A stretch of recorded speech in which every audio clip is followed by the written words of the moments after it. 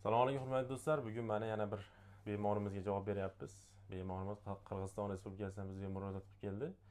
Farzandsizlik bilan 7 yillik bepushtlik, ruh sog'lom foizi 0 holat bilan kelganlar.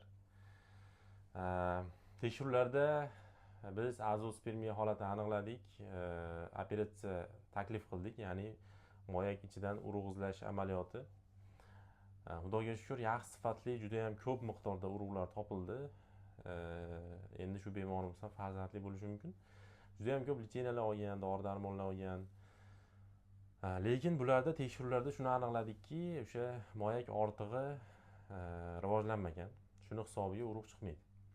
Bu o'sha obstruktiv azospermiyani bir turi hisoblanadi. Ya'ni moyakning ichida urug' bo'ladi, lekin tashqariga chiqa olmaydi. Sababi o'sha moyak ortig'i rivojlanmaganligi uchun.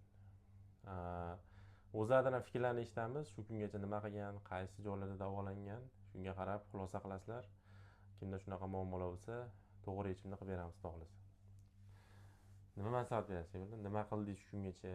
Assalomu alaykum. Men Qirg'iziston Jalolobod oblasidan kelib turaman.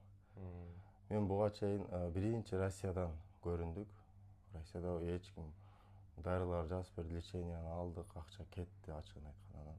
Qirg'izistonga kelib lечение алдык. Qirg'izistonda да өтө акчалар кетти, акыры бүт нерсени кылып көрдүк да. Анан ошо 1 жыл мурун ошо силерди тавсия кылып айтты. 1 жыл наблюдать этип көрүп турдум Инстаграмдан, бүт карап туруп. Ошол убакыт сааты келген экен, ошол 2-3 күн болду келгеним.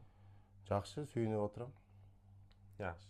Endi qarang, hurmatli do'stlar, mana juda ham ko'p litseynalar yozib berishgan. Hech kim shunaqa operatsiya taklif qilmagan, to'g'rimi?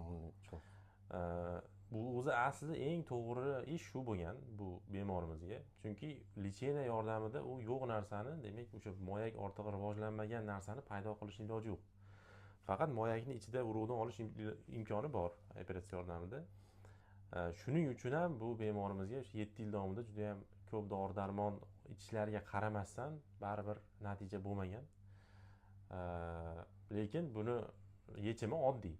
Agarda to'g'ri diagnostika qilinsa, to'g'ri yo'nalish qilinsa, juda ham oddiy. Mana operatsiya qilganmiz, yaxshi, hozir mana uyga ketyapti. Shunaqa muammolar bo'lsa, bemalol murojaat qilinglar, xudo xolasa barcha yordam beramiz. Rahmat.